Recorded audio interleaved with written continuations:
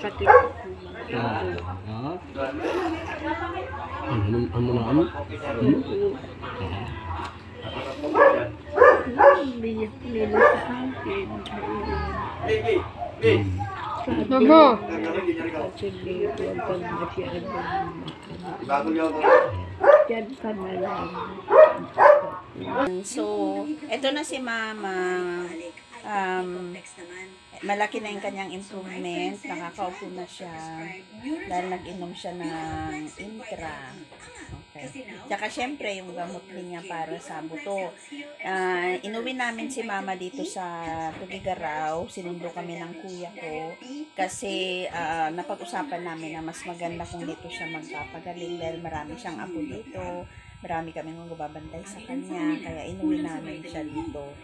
So, yun, nabalian kasi siya ng buto sa hip. Hindi na niya kaya ang operation kasi matanda na siya at mahina yung katawan niya. So, nag-decide kami na magagamot na lang siya para mawala yung maga at kirot ng kanyang bali. Tapos, bigyan namin siya ng herbal kasi 85 years old na po ang nanay ko. Kaya hindi na namin, nag-decide kami na hindi na namin siya ipapa-opera kasi hindi na niya kakayanin yun. O lalagyan dapat ng bakal. Yun lang yung option na sinabi ng orto sa amin. Pero dahil ayaw din niya at saka syempre matanda na siya, hindi na niya kakayanin. So, yun. Ngayon naman malaki ang improvement, nakakaupo na siya. Ayan. At nanonood siya ngayon ng, nakakapanood na siya ng TV. Ayan. Nanonood siya. Kakatapos lang niya magmerienda. Ayun po.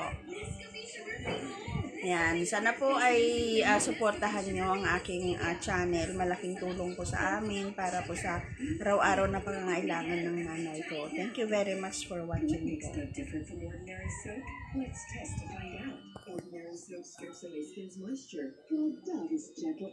Hey, hello, sabihin. Hi, hello. Kumusta? Awa ng Diyos, Mama. Okay, nakakabangon na ako. Nakabagon na ako at masaya na ako. Saya na siya. Nanonood siya ngayon ng TV. Nagre-relax po siya. Nag-relax na lang ako. Magpasalamat ako sa Panginoon. Kasi inuwi ako ng anak ko. Inuwi niya ang anak ko. Inuwi ka na. Sinundo tayo ni Kuya sa Laguna. Ngayon. Sana nga. Hanggang hangganan. Gumaling ako. Gumaling ako. Ayun. Yan po, sana gumaling daw siya. Sinundo kasi kami ng... Hi guys, ito ang nanay ko. Napakalaki ng improvement niya. Ngayon ay nakakaupo na siya. Yan, kumakain. Yan, ano na siya. Hawak mo yung pagkain mo, ma'am. Ayan. Gusto niya bread at saka yung kaanin. Okay, so yan, nakakangiti na siya ngayon. Ayan. At saka habang nanonood siya, ayan, habang kumakain nanonood. Ayan. Nanonood siya ng tawag ng tanghalan. Tawag ng tanghalan habang kumakain siya. Ayan. O, diba? Kasi, ang gusto lang niyang kainin ay yung medyo malalambot, syempre.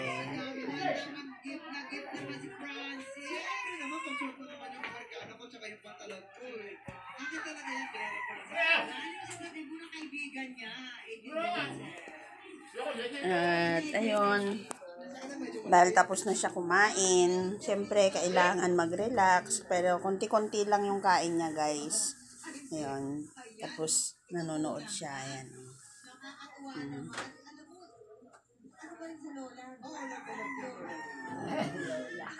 Ayan, masaya siyang nanonood ng yan, masaya siyang nanonood. Ayun, ayaw na niyang kumain. Naubos na. Masaya siyang nanonood. Ayan. Thank you so much. Love you. Love you, Nay. Love you all. Hi. Ito na ang aking mga ilang pala. Oh. Ubusin mo yung ano, mang sayang yung ano.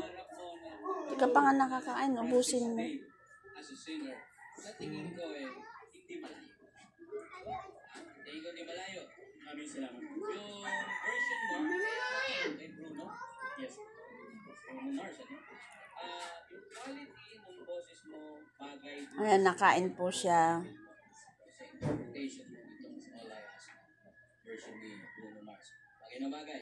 Siya lang ang Nanonood ng TV. ingatan mo. Yan, madami guys yung pagkain niya ngayon. Kaninang umaga, kumain siya ng lugaw with egg. Kapag ayaw niyang kumain guys, hindi ko lang siya pinipilit. Kumakain lang siya ng, binibigyan ko lang siya ng Ensure at saka itong Intra. Malaking tulong sa kanya ang Intra.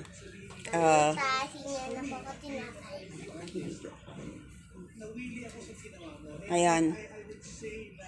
Nagbibideo ako sa baba. Kakakain mo lang, di ba? O mamaya.